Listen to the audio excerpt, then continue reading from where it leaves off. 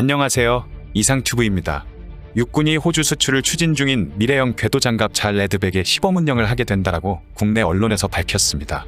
레드백 제작사인 하나디펜스는 지난 18일에 방위사업청이 추진하는 수출용 무기체계 군시범 운용의 일환으로 호주에서 시험평가를 마치고 돌아오는 레드백을 육군에 무상대여한다며 오는 4월에서 5월 사이에 육군 11사단 기갑 수색대대에서 시범 운용에 들어간다고 밝혔습니다.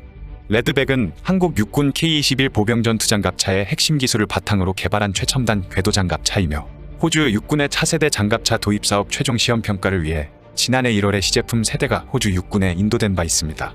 이 중 한 대가 호주 현지 시험평가를 성공적으로 마치고 1년 만에 국내로 돌아와 육군에서 시범 운용을 하게 되는 것입니다. 나머지 2대는 호주에서 자체 내구도 시험 수행 및 글로벌 사업 확대를 목적으로 사용될 예정입니다. 시범 부대는 시범 운용 기간 동안 기동성과 운용 편애 및 전술 운용 등을 실시하게 됩니다. 기동성은 일반 주행부터 야지 주행과 장애물 기동 및 야간 주행 등을 테스트할 예정입니다. 운용 편애 측면에서는 시야 확인과 승무원 승하차, 정지 상태 차량 작동 등을 점검하며 전술 운용 측면에서는 APU 운용과 포탑 운용 등 다양한 상황에서 장비의 성능을 확인하게 됩니다. 또 외부에서 차량 상태를 확인할 수 있는 오프보드 HUMS도 시연해볼 계획입니다. 이번 시범 운영을 통해서 K-21 추가 소요를 결정할지 아니면 레드백을 도입할지 결정될 것으로 보입니다. 지난해 육군은 100대 이상의 K-21 추가 소요를 결정했으며 현재는 소요 검증 작업이 진행 중입니다. 따라서 관련 예산을 타내면 2024년부터 육군은 새로운 K-21을 받을 수 있게 된다는 것입니다. 합동참모본부가 추가로 K-21 보병전투차와 AH-64E 공격 헬기 36대 도입을 결정한 이유는 제7기동군단의 대규모 개편 사업이 있습니다. 새로운 제7기동군단은 북한의 대규모 혼란이 발생할 시에는 북한을 향해 곧바로 진격해 들어가 평양을 점령하는 것을 목표로 삼고 있습니다. 현실적으로 북한은 전면전이나 대규모 국지전을 상실했다고 한미연합사령부는 판단하고 있지만 만약 북한이 붕괴되면 시리아 사태가 한반도에서 발생할 것을 우려하고 있습니다. 아랍을 휩쓸었던 아랍이봄 민중봉기가 2011년에 시리아 전역에서도 일어나자 아라사드 정권은 국민들을 강경 진압했습니다. 시위대는 터키의 지원을 받아 점차 무장하기 시작했으며 아라사드 정권은 러시아의 지원을 받아 두 세력은 지금까지도 내전을 벌이고 있습니다. 우리나라 정부도 미국의 해병대 원장단이 도착하는 데에만 최소 3주가 걸리고 미국 지상군이 도착하는 데에도 약 3개월이 걸려 그 사이에 시민 학살이 발생할 수 있으며 또한 중국과 러시아가 북한의 영토를 먼저 점령하게 되면 시리아 내전이 한반도에서 발생할 수 있다는 것을 상정하고 있습니다. 따라서 미군이 도착하기 전에 한국군이 독자적으로 북진해 평양을 비롯해 최소한 평안도와 강원도 지역을 확보하여 중국과 러시아의 북한의 재점령을 막는다는 내용이 국방개혁 2.0이며 국방개혁 2.0의 핵심은 제7기동군단입니다. 따라서 제7기동군단은 유사시에 중국과 러시아의 공수사단과 속도 경쟁을 펼쳐야 하기 때문에 새로운 보병장갑차가 필요하게 되었습니다. 기존의 K-21 보병전투장갑 차량이 처음 나왔을 때는 방산수출 시장과 미래의 디지털 전장 환경에서 끝없이 진화하는 무기로 주목받았습니다. 내부가 디지털화된 4세대 K-21은 방어력과 화력, 기동력이 뛰어납니다. 러시아제 152mm 자주포탄 파편은 물론 1km에서 50m를 관통하는 날개 분리 철갑탄까지 막을 수 있습니다. 또한 40mm 중기 관포를 탑재했고 사정거리 2500m급의 대전차 미사일 2발도 장착되어 있습니다. 기존의 알루미늄 장갑재보다 30% 경량화됐음에도 740마력의 엔진을 장착했고 수중에서도 시속 7km의 속도를 낼 수 있으며 앞으로는 현궁 대전차 미사일도 탑재할 계획으로 알려져 있습니다. 여기에 하나디펜스는 2016년 벨기에 CMI 디펜스사와 약 100억 원 규모의 포탑 구조물 공급 계약을 체결하고 K-21 장갑차 차체에 CMI 디펜스사의 105mm 포탑을 탑재한 경전차를 제작해 해외 전시회에 참여하며 선보였습니다.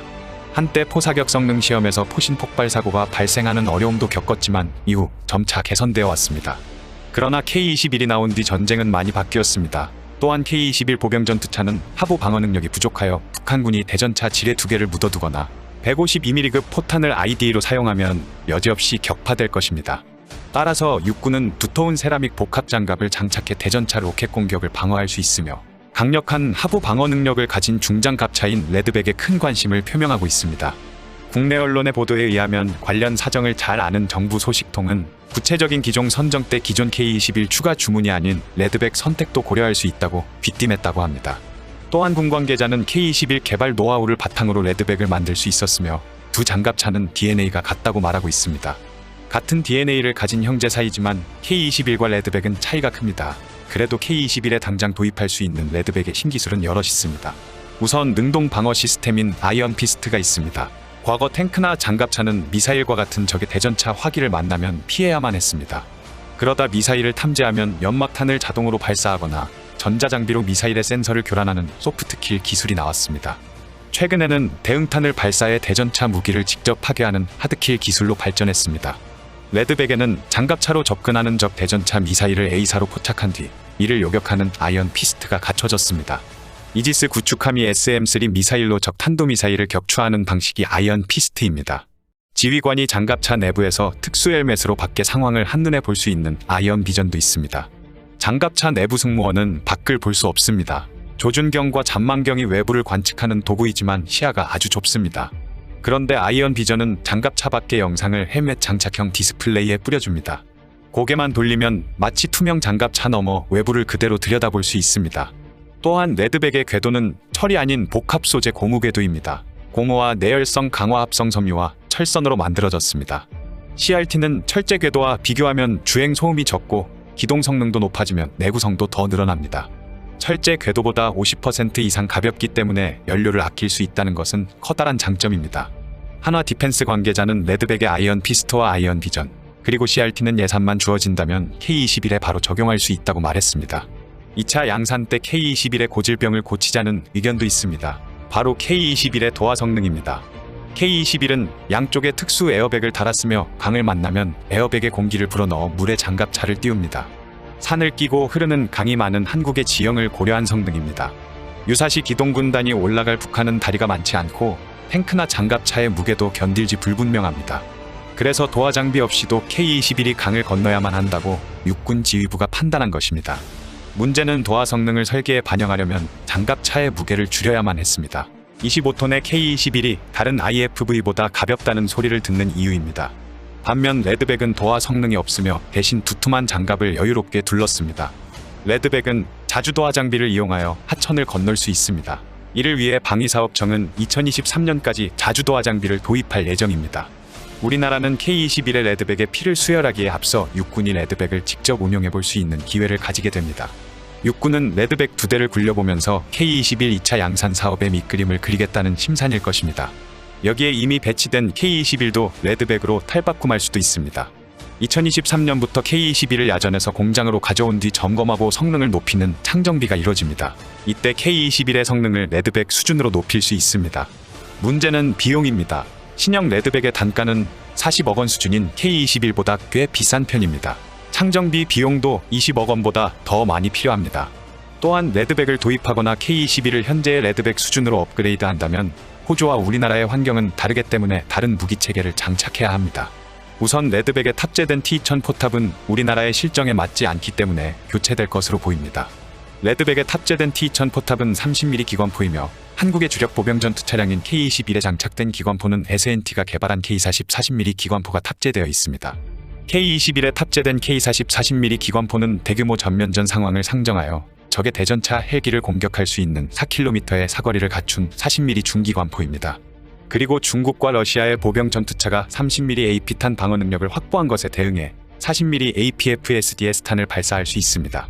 반면에 호주는 미국의 군사작전에 일부 전력으로 참여해 대규모 전면전 상황에 노출될 위험이 적기 때문에 게릴라전을 상정하고 있으며 게릴라전에서 필요한 화력은 건물 외벽을 관통하여 폭발하는 30mm급 SAPHEI탄이 요구되어 레드백에는 30mm급 기관포가 장착되었습니다. 또한 레드백에는 이스라엘제 능동방어 시스템인 아이언 피스트가 장착되어 있습니다. 만약 레드백을 한국 육군이 도입하게 된다면 미래에는 국방과학연구소에서 개발 중인 한국형 능동방어 시스템을 장착할 수도 있겠지만 현재로서는 한국형 능동방어 시스템은 생산 단계에 도달하지 못하고 있으며 완성도 면에서도 아이언 피스트보다 떨어지는 것으로 알려지고 있습니다. 현재 남아공이나 터키 등도 능동방어 시스템을 개발 중이지만 충분한 신뢰성을 확보하지 못해 무기 시장에서는 아이언 피스트만이 판매되고 있습니다. 따라서 한국 육군이 레드백을 도입하더라도 아이언 피스트는 장착될 것으로 보입니다. 또한 레드백에 탑재된 첨단 기술 중 하나는 아이언 비전 기술입니다. 현재 우리나라도 아이언 비전과 같은 내부에서 360도 외부 감시가 가능한 장비를 개발하고 있습니다. 국방과학연구소는 지능형 표적 탐지라는 명칭으로 외부 감시 체계를 개발하고 있으며 국방과학연구소에 따르면 국내 기술 성숙도는 TRL 3단계로 평가되고 있으며 TRL 5단계인 아이언 비전보다는 성능 면에서 부족합니다.